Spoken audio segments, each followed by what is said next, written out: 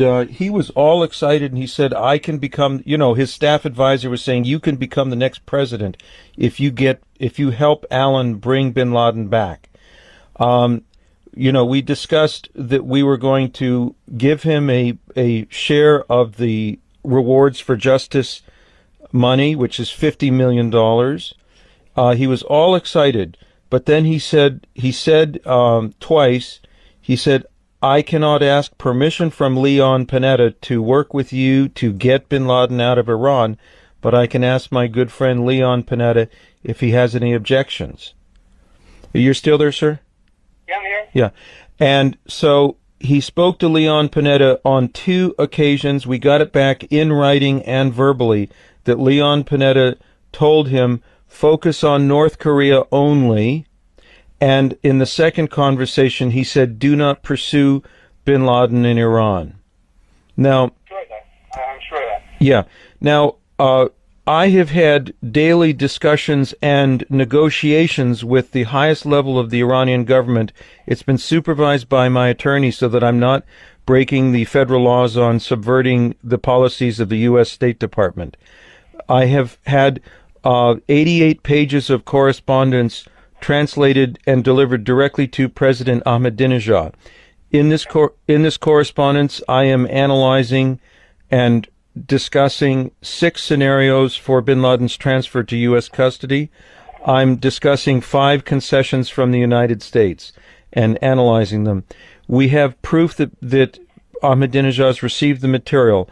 There is one man at the United Nations who's been designated in the Iranian mission to the UN to deal with me exclusively.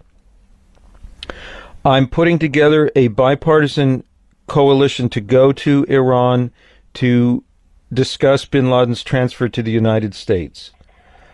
Well, you'll never have that happen because our government won't let that happen.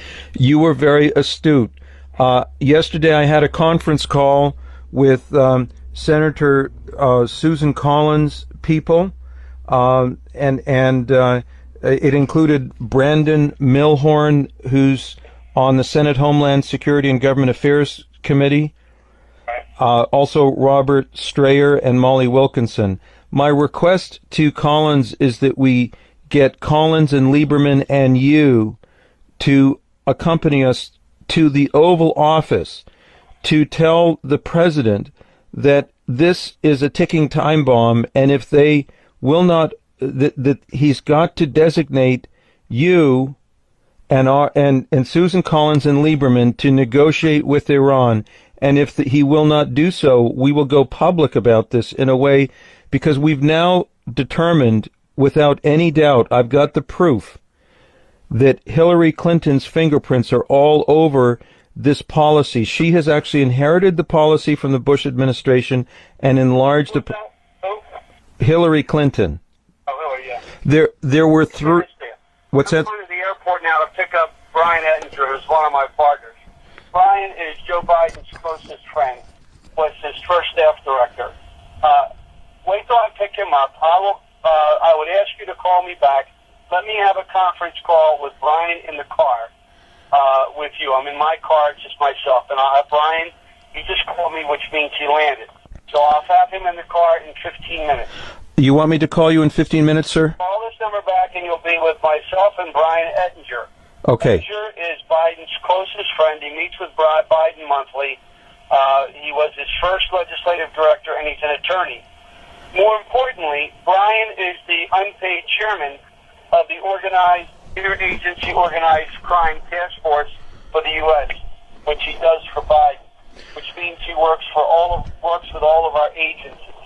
And Biden sends him on secret missions, the most recent of which was to Pakistan, without the State Department involved. Now, you can't mention that while I have Brian on the phone, but I'm telling you that to give you an idea of who he is. Yes, sir. So call me back in... he just called, so he's probably getting off the plane now. Give me 15 minutes and then call back. Very good. I will call you in 15 minutes, and also, sir, privately between us, if we can work out a cooperative agreement, I will share a significant percentage of the rewards for justice. I've always said that. And Alan, let me say this. You told my daughter it was about money. It's really never been about money. You know, I had my daughter's house invaded by the FBI. You've never had that done. They did that to my daughter that you talked to 2 weeks before my election, and they never talked to her. And that intimidation and that threat, I know they've talked to you, but you've never had that done publicly. That was done to me. Yes. My book will be out this year, which is being written by a U.S. attorney, Yes. 23, who is Brian Ettinger's best friend, because he wants to bring out the truth, which is going to rock this country to its roots. So that's been my concern all along. The 5-year statute on being able to do anything against me ends this year. I'm a big supporter of you, sir, and I never wanted to offend anybody, and forgive me for calling your daughter. No, I thought you talked to her, but, you know, you told her that it was about money. My daughter's house was raided by the FBI 2 weeks before. That's what it's about. I see. It's about me not wanting my family abused. I understand, yeah. They never talked to her. Yeah. They raided her to create an incident to get me out of office. Yes. Probably partly because I was dealing with you. I don't know. Well, I know the CIA set me up because I know the names of the people in the agency from other friends. So it's not, I mean, obviously I can't work for free, but it's more about my stability and my security and my family's security. But let me have this call with Brian. Yes. It's now 11:35 Eastern Time. Yes. Call me back at 11:50 when I have it in the car. I will call you at 11:50.